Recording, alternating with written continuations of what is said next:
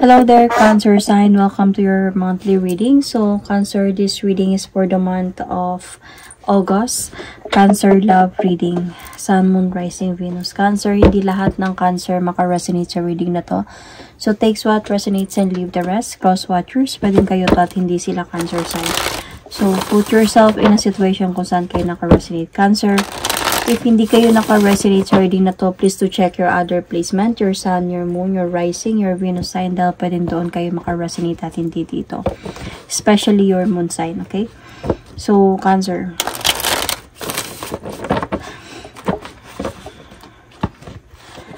Cancer, ano yung pwedeng mangyari this month of August? Titignan muna natin if what is happening right now sa month of this month.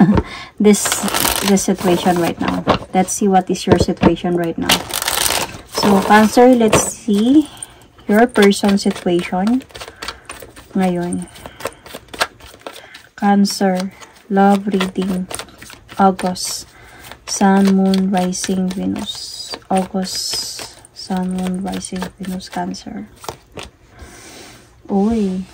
So, yung person mo is like, nagkakaroon sa kanya. Siguro yung person mo is an intuitive person. Medyo nakakakita siya ng mga signs, numbers. So, merong mga synchronicities or mga divine, mga nararamdaman siyang signs or nakakakita siya ng mga signs this time about when it turns into your connection. So, Cancer, let's see your person. What your person wanted to tell you.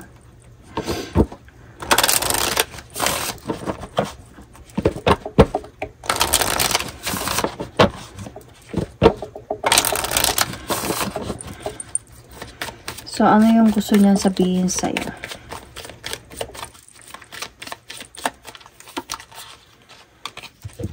I look everywhere for you. I look for you everywhere.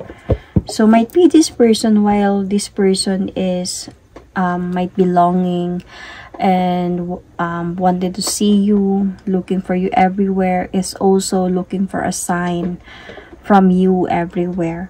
So, might be this person naniniwala siya sa mga angel signs, angel numbers, mga ganong mga bagay.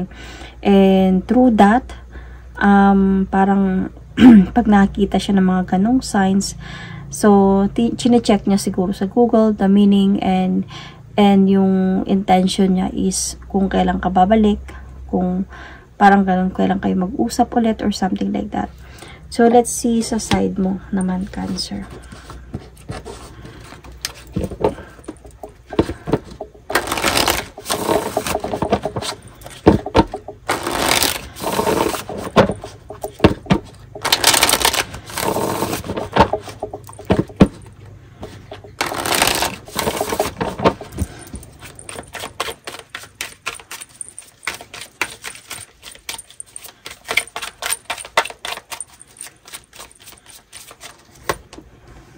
Storm. So, turmoil's coming ahead. So, Cancer, this is really you. Baka dumating ka sa point na nasa sitwasyon ka na parang wala ka sa mood talaga. Close off or something like that. So, let's see what is happening right now sa inyong dalawa.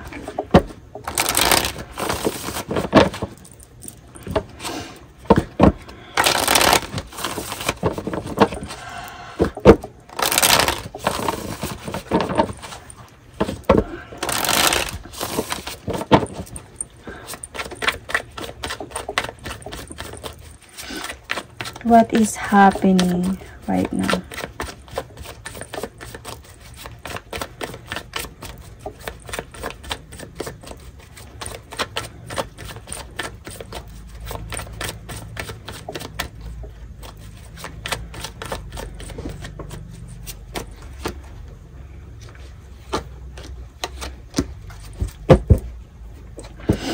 Cancer, you might be married sa person na to, or you might have a serious commitment sa person na to. Might be engaged kayo, or may mga pinag-uusapan na kayo mga ganitong sitwasyon, or baka may involved sa inyo na ganito.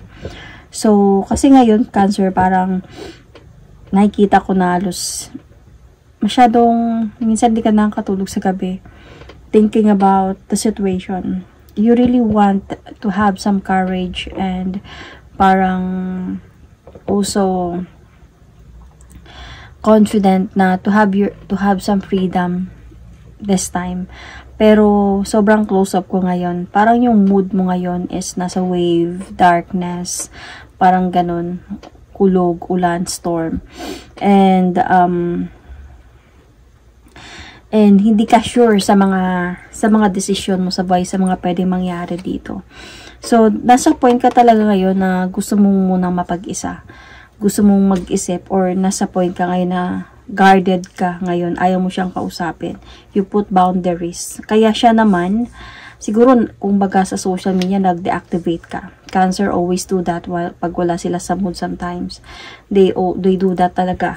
They deactivate, delete the account and undelete the account, or something, block and unblock. So, kaya this person is looking for you everywhere kasi ikaw naman is close off. You put boundaries. Ikaw yung ayaw magpahanap ngayon. So, dahil siguro sa mga nangyari, but you know, Cancer, you miss this person. Nami-miss mo siya. Though, mag-iisip ka talaga dito din na, while nasa point ka ng ganito, nag-iisip ka din kung anong desisyon ang gagawin mo. So, gusto mo muna talaga yung parang mag-focus siguro muna sa goal mo, mag-focus sa trabaho mo, dahil sa mga nangyayari, halos hindi ka na nakapag-focus. So, what happened? Ba't tumantong kayo sa ganito? Ang nangyari, naghiwalay ba kayo? Or, ano bang nangyari sa inyo?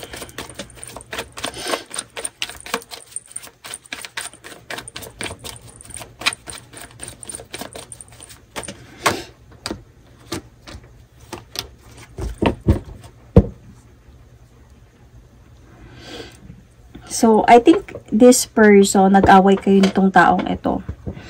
Nag-away kayo siguro, baka naligaw siya sa iba, malaman mo na may iba siya. Nag-away kayo. O nalaman mo ba na it's either depende kung saan kayo naka-resonate. Pwede nalaman mo na third party ka lang pala, or pwede nalaman mo na may third party pala yung person mo sa tagal ng pagsasama ninyong dalawa. So, depende to kung saan kayo naka-resonate. And kasi nagkaroon to ng clarity parang may humad lang dito sa relationship ninyo. And nung nalaman mo to, dito ka talaga siguro nag-close off. Etong person mo do really like you. Na-attract siya sa'yo and even willing to see you or to move forward towards with you. Desidido naman siya dito. Gusto ka nga niyang kausapin Alam mo, pinagsisihan niya talaga na tinago niya to sa'yo. And right now, parang he or she is looking everywhere for you. Kasi nga, gusto ka niyang kausapin. Might be to explain to you everything. So, this is what happened. Right now, wala kayong communication because might be as a point ka ngayon na I did love you so much. And then, ito yung nangyari. Ito yung nalaman ko. So, ano yung nararamdaman ng person mo para sa'yo? Cancer, you might have Aries, Sagittarius, Leo in your chart, or Gemini in your chart. Check your placement. Or you might be dealing with those signs. So, ano yung nararamdaman?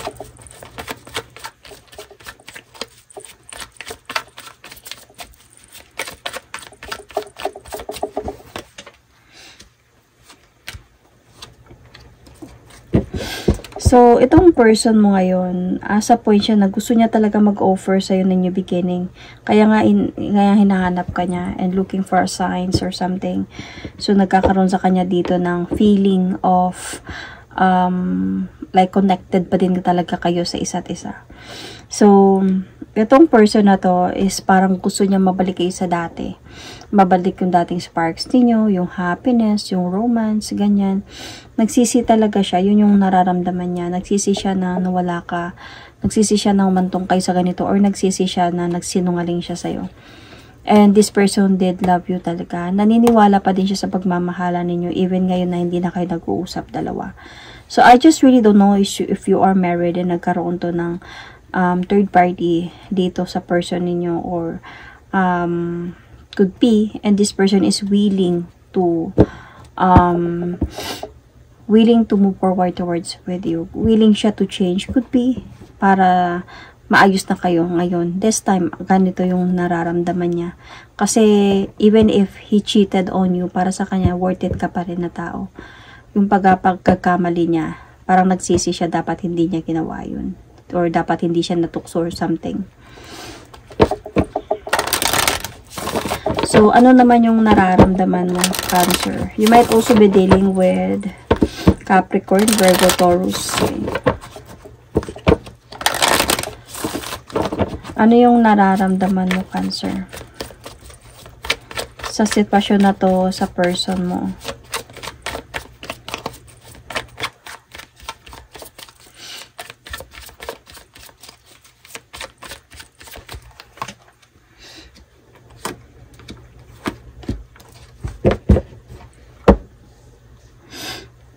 So, Cancer, yun talaga nararamdaman mo, he cheated on me or she cheated on me.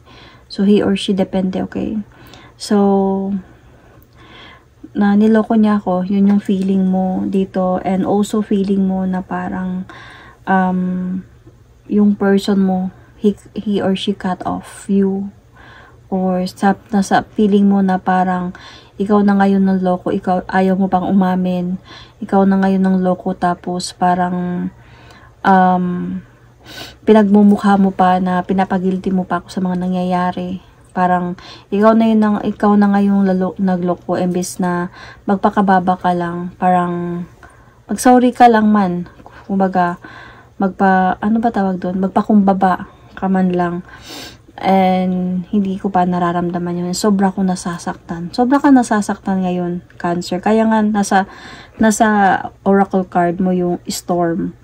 So, turmoils. So, there is really a darkness sa'yo ngayon na nangyayari. And close off ka talaga. You guard yourself from this person. And, well, as a point ka kasi na you are just very disappointed. And you really still want to talk to this person though, pero not now. Para sa'yo, hindi mo na ngayon. Para sa'yo, ngayon, gusto ko munang umiwas. And gusto ko muna, parang gusto mo muna ipagmukha sa kanya na mali talaga siya sa ginawa niya. Kumbaga, dapat, or either aminin niya to, or either malaman niya to, or ma-realize niya to, or something ganyan. So, nag-aantay ka lang talaga dito ng right timing, siguro. Pero sa ngayon, through your emotions, nasa point ka ngayon na parang ayoko muna talaga. Muna talaga siyang kausapin. So, let's see. Ano yung pwede mangyari this month of August sa sitwasyon na meron kayong dalawa.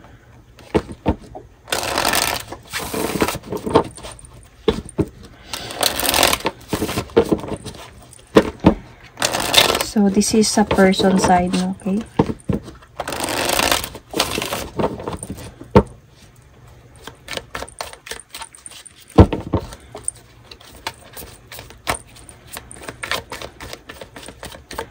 August, Cancer, love reading, Sun, Moon, Rising, Venus.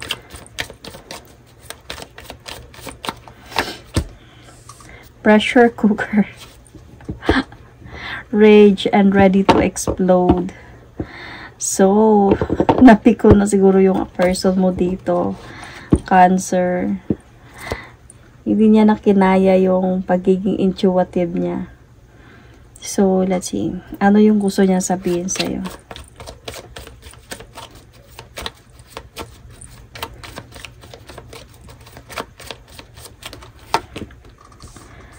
I know I mess up everything. See?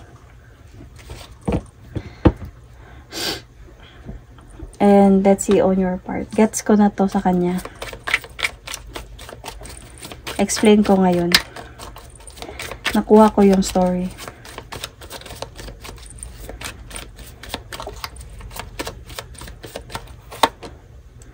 Romance, feelings. Okay. Because you're Cancer, you are a lovable person, you are sensitive. Cancer do love, you know. So, ang magets ko kasi dito, baka feeling ko, wala pa sa tarot cards ha, pero feeling ko nagkaroon din kayo ng communication itong person na to. Pero yung communication ninyo is nag-aaway kayong dalawa. Para nagkakaroon kayo dito ng parang laging misunderstanding, or sa pag-uusap ninyo hindi kayo nagkakaunawaan. Parang ang gusto mo lang naman kasi dito yung aminin niyo yung kasalanan niya, o mag-sorry man lang siya, magpakumbaba siya, at ipakita niya sa'yo na nagsisisi siya in a way. But then, para sa kanya, para sa person na to kasi, alam ko na may kasalanan ako. Hindi na kailangan pa ulit-ulit pa. Parang ganun ba? Kasi may pressure cooker dito. Ibig sabihin, napikon to, or nagalit to, or something like that, na almost mag-explode na siya. So, para sa kanya, kailangan pa ba laging i-explain? Kailangan pa ba laging ipakita? Kailangan pa ba laging pagsisisi? So, kumbaga para siguro sa kanya, once is enough. Kasi si Cancer, kasi ganun si Cancer eh. Mahirap kasi kay Cancer. Like, I am a Cancer rising ascendant. Pero mahirap kasi sa mga Cancer yung gusto ng Cancer kasi pag once nagkamali ka, gusto niya palagi mong i-remind sa sarili mo na nagkamali ka kay Cancer. And palagi mo yun na ipapakita sa kanya through all the way sa relationship ninyo. Ipapakita sa kanya yung pagsisisi mo at lagi kang nandyan at yung mga ganong mga bagay until sa makamove on yan siya sa pagkakamali mo. Eh, etong klaseng person na to might be, I can sense the fire signs here, na parang sa kanya, okay na, alam ko, I mess up everything, pero maybe sabi niya, nag-sorry na ako, tama na yun, hindi na kailangan pa ulit-ulitin pa, hindi na kailangan pa ganun-ganun.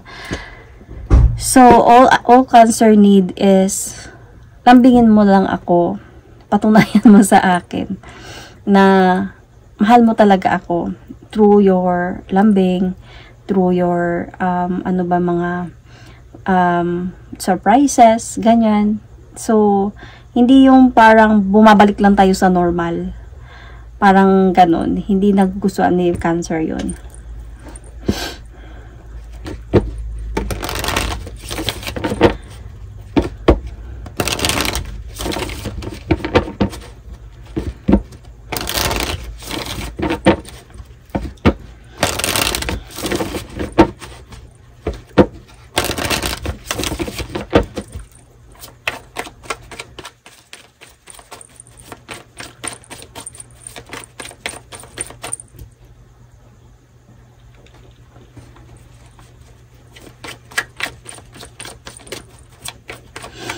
So, let's see ano yung pwede mangyari this month of August. Oops, wait lang. Cancer, Sun, Moon, Rising, Venus, Love Reading, month of August.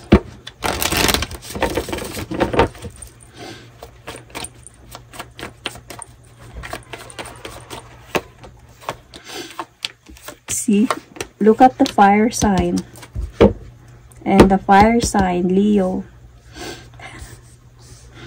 Anyway, so I can see here na, yun na nga, nakikita ko dito, that ito siya kasi, kalaseng tao could be, na siya yung tao na, pag once okay na kayo, okay na, wag na kailangan ng more pang explanation. Parang hindi na natin kailangan parang heart-to-heart talk. Once okay na tayo, be happy na lang tayo ulit. So, ang gusto kasi dito ata ni Cancer talaga, yung ma-resolve yung problem. Kumbaga, magkaroon tayo ng heart-to-heart conversation, tapusin yung problema, done, and ano man darating next, at least ito tapos na to, wala na, solve na tong problem na to. Hindi yung nagpapatong-patong yung problema natin dalawa. So, sa kanya naman, para sa kanya, pag okay na tayo, okay na tayo. Huwag na natin pa ibalik, huwag na natin pag-usapan pa. Kasi alam niya naman na nagkamali siya. So, parang ganun yun. So, through this, nagkakaroon kayo ng imbalance pa din dito sa connection ninyo. Or magkakaroon kasi this will not, hindi pa siguro ito mangyayari. Might be this August pa to or in the near future. So, through this, parang iiwas ka pa din dito, Cancer. Kasi ikaw, Cancer, may mood swing ka eh. So, may sensitive ka talaga sa madaming bagay. So, parang makakaramdam ka na, may patutunguhan pa ba to? Or puro judgment na lang yung mga mangyayari dito sa pagsasama na to. Pero gusto mo talaga mag-work to, sa totoo lang. Both of you naman. So, baka married talaga kayo nito. Pero, nandito pa rin eh. Meron pa din sa yung disappointments. Parang humahantong na parang hindi mo na na-appreciate itong pagsasamang ito, even if your person is there, even if your person is trying hard na ipakita sa'yo yung pagiging ama niya ba, asawa niya, person niya sa'yo, even he will going to try na to fix the problem, or sabihin natin na ipakita na okay na tayo, i-fix natin to. Para sa'yo, hanggat sa wala tayong, hindi na re-resolve yung problem, hanggat sa gumugulo-gulo to sa isipan ko, mahirap tayong maging okay. Kumbaga, ang nagigets ko si Cancer eh, kasi I am part Cancer kasi.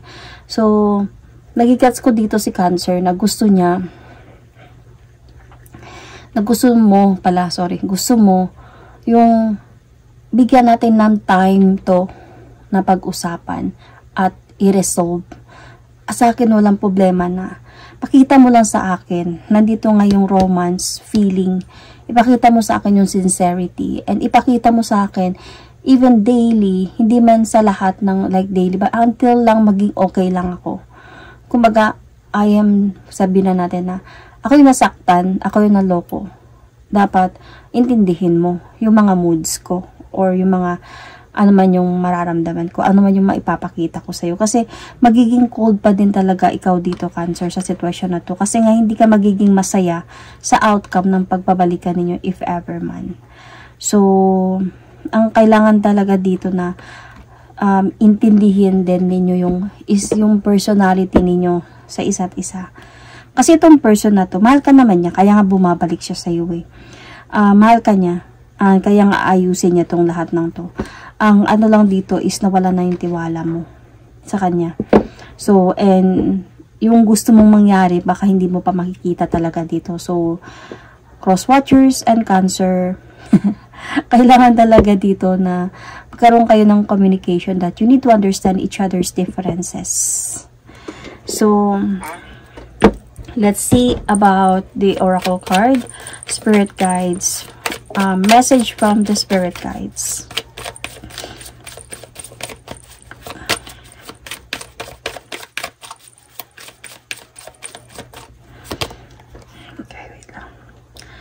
Look past what you feel, your incapabilities, instead of focus on everything you have achieved so far. It is okay to acknowledge your weaknesses, but keep in mind that they don't define you.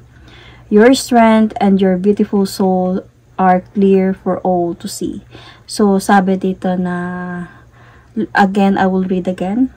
Look past what you feel, your incapabilities. So, instead of focus on everything you have achieved so far, it's okay to acknowledge your weaknesses. So, parang, sometimes, okay lang, it's okay to be not okay talaga. No, pero wag lang talaga yakapin yung not okay. Sometimes, okay lang din na iisipin mo yun, learn from that lessons. Ngayon, parang ganito yung ako noon, ito ako before or recently, pero parang I need to have some lessons to learn, I need to have some changes. So, but keep in mind that they don't define you. So, parang hindi ikaw yun. Kaya nga may mga lessons na kailangan mong i-learn dito, that you need to learn from your lessons. If right now, you have learned from your lesson kasi may mga achievement ka na in life, then sometimes it's okay to bring back the memories or bring back the time na naging weak ka din somehow, but then hindi ikaw yun, okay? Kailangan Kasi meron kasi feeling ko dito, no, ang explanation dito ng spirit guides is like, hindi mawawala talaga sa atin yung weaknesses natin. Kasi tao lang tayo may flow talaga tayo. Pero hindi ibig sabihin na ikaw na yun. Parang ganun. Hindi ibig sabihin na, sabihin natin na, pikon yan siya, parang tangayan siya, ganyan. Pero, yes, naging tanga ka, naging ganun ka na tao, pero hindi ikaw yun na ngayon. Okay? This time, I'm different. I have changed my achievement ako sa sarili ko. So, it's okay na maging ganun ako sometimes, pero hindi ibig sabihin ganun ako. At ako, hindi ibig sabihin yun na ako yun. Yun. So, because your strength and your beautiful souls are clear for all to see. So, that is my reading for you, Cancer. Thank you and God bless.